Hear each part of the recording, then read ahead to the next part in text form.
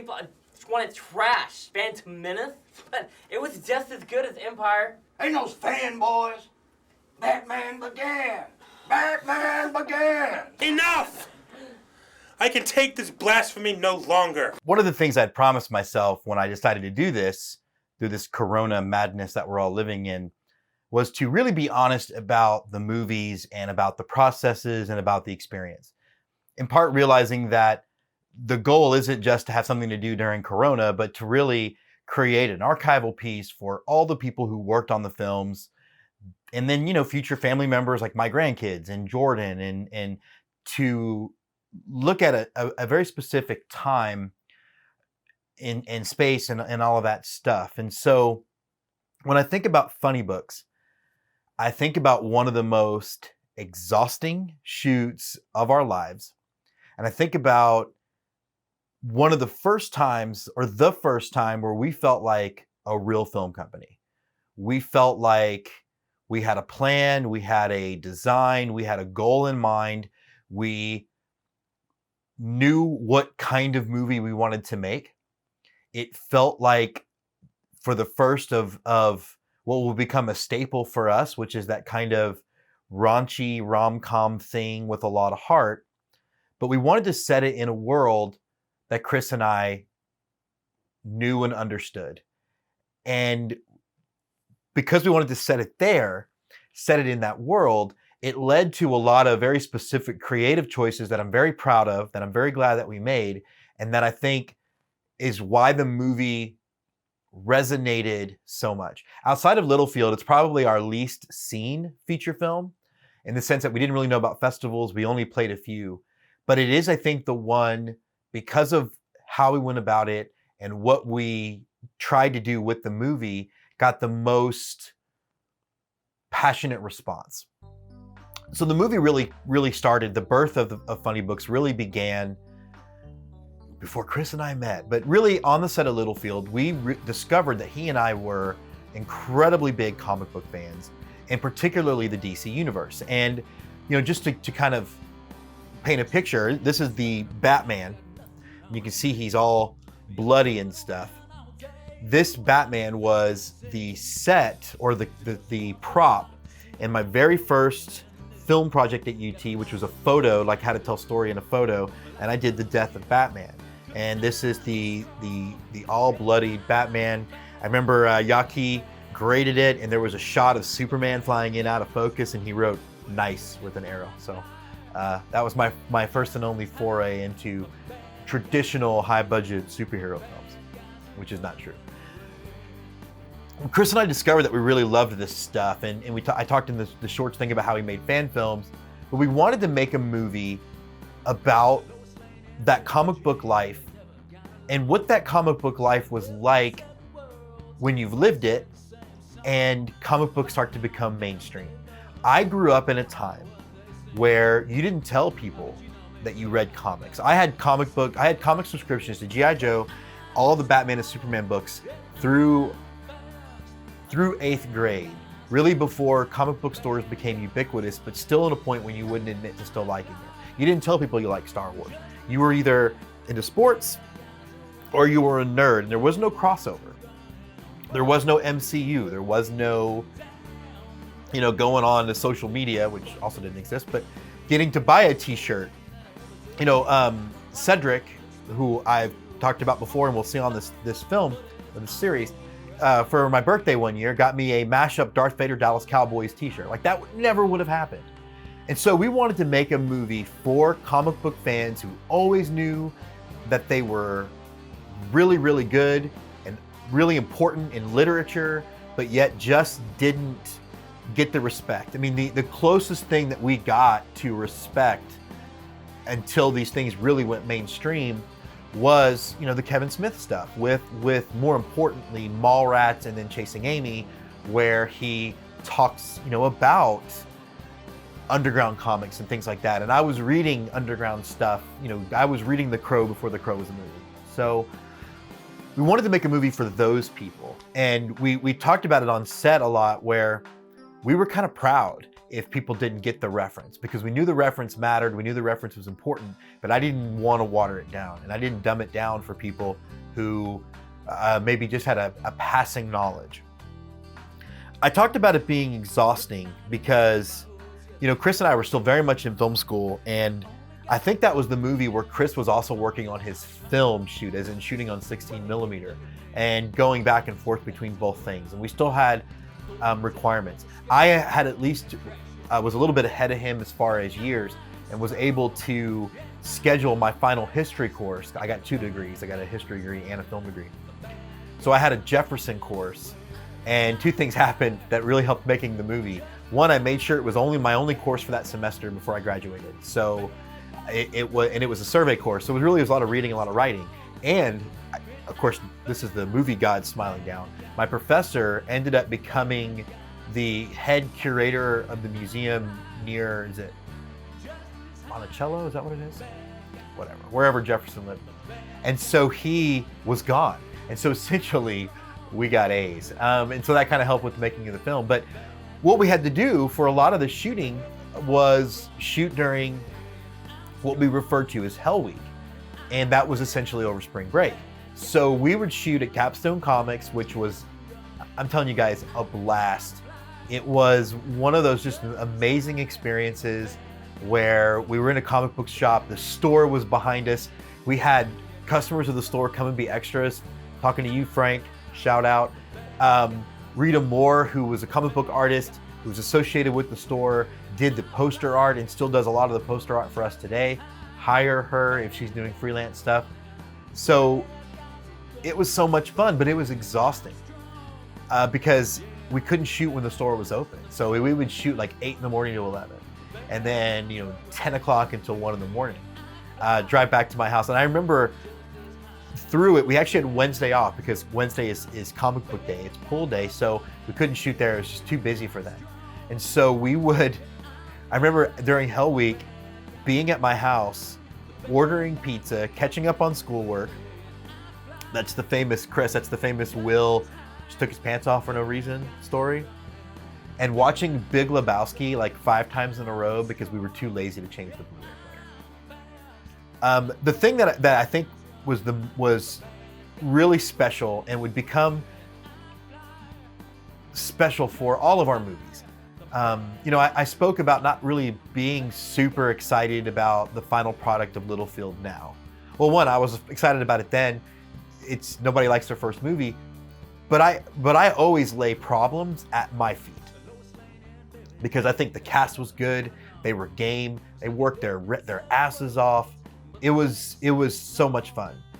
The casting on this movie was really fun, and I'll tell you, because I want to talk about some of the actors because they want to talk about their experience. But it begins and ends with casting Mike Shirley, and casting Mike Shirley as Arthur. Sorry, that's an inside joke from the film. I was originally going to play that part. I knew exactly what I needed. I knew that I wanted that sort of the Simpsons comic book guy with a heart, and we had auditioned some people and looked at some folks, and nothing felt right. And I remembered this guy, Mike Shirley. And so Mike was, at the time, the photo guy at Walmart. And we had done our fan films and we'd made little posters. And at one point, they were waiting for me. And he's like, I got to know, what is this about? Turns out, huge comic book guy. So I was picking up some stuff at Walmart and I heard, ahoy! And I turn around and there's Mike Shirley dressed as a pirate. And I was like, okay, are you going to go see Pirates of the Caribbean tonight? One of the new ones, whichever one, it just opened. And he goes, no, I went last night. And I was like, man, this guy loves this stuff. He's unashamed of loving this stuff. And, you've got to come from a place of real. And so I told Chris about him. I was like, I don't know if he's an actor, but let's bring him in. So we bring him in and we had questionnaires, right? We had, who would you rather play, Batman or Superman? And he had put, I'd rather play Superman. And anybody that says Batman is lying. And I thought that was very interesting. And so I get him in there and I'm like, well, why did you put this answer? Lots of, at the time, and much like now, Superman was seen as an old fuddy-duddy, the big blue Boy Scout. People don't know how to write him anymore. and Batman is cool. And he said, listen, nobody wants to have that pain, but everybody wants to be the ones that somebody looks up to. They all want to be that ideal. And he's right. And to me, it was such a important moment. And I'll never forget him being so nervous, but so good in the reading, like legitimately good. And as he was leaving, he was closing the door and he stopped and he opened the door and he said, I've never wanted this more than anything else. All of a sudden, that's pressure. So we decided to cast him in a column a couple days, and I said, hey, I just want you to know that your audition was very interesting. And he was real quiet. And then I said, we're gonna give you the part. And then he was he didn't say anything. And then I said, are you okay? And he goes, I'm gonna throw up, but in a good way. What are you doing? I'm gonna catch the railing and we'll swing down to safety. Making Funny Books was an amazing experience. I had never been an actor before. I had no idea what to expect when Jim asked me to be in his movie, but I read the script and it was just something I knew I had to be a part of. Getting to hang out at the comic shop every day with other comic book nerds who just got to spend time on set laughing, having a good time, and getting to make comic book jokes that you knew everyone was going to get. And that if they didn't get it, then this movie wasn't going to be for them. And having never made a movie before, I didn't know what to expect, but it was a blast getting to not only interpret what was on the page, but to then be able to come in and say, hey, Jim, what if I said this? Or what if my character did that instead? And getting to work with it and just have an amazing experience all. And now I have something to bring to trade shows every year. Casting Viv was easy. We'd already worked with her before, and I knew that she was game. Like, she was in Scorned, she was in Littlefield, very small part in Littlefield, but I just knew that in what was going to be, two things were required. Again, the Hell Week thing, that's not easy on an actor, particularly an independent actor with like no money coming in. So you have to now go to a job and say, hey, I need these chunks of times off. And it's not easy. And so she was down, she was game. But I also knew that she was going to have to lock herself up at Nathan's house for a weekend to do comic book boot camp. And she did, and it was a blast. I have a lot of memories of shooting Funny Books. I think my favorite one was being like the non-nerd amongst nerds. I mean, I'm nerdy in other ways, but I'm not a comic book nerd. And I had all of these people who were so passionate about this thing I didn't know anything about, and I was completely surrounded by people who just cared so much. And at some point, we ended up like at a Chinese buffet, and everyone's just telling me the history of I don't know what, but like all of it, right? Like a whole universe of information, and I'm just scribbling it down as fast as possible. Like, I think on a placemat, a paper placemat. Like, that's it was a really collaborative way to do your research and your character development. It wasn't isolating or lonely to be on set. It was like we were all in every part of it together, right? Everybody was there for me, learning about my character, and we all did all the things, and it was really wonderful and fun. Keep going. My whip's not long enough. That's what she said. What? What'd she say? She said that's what she said. Nice. Here it comes.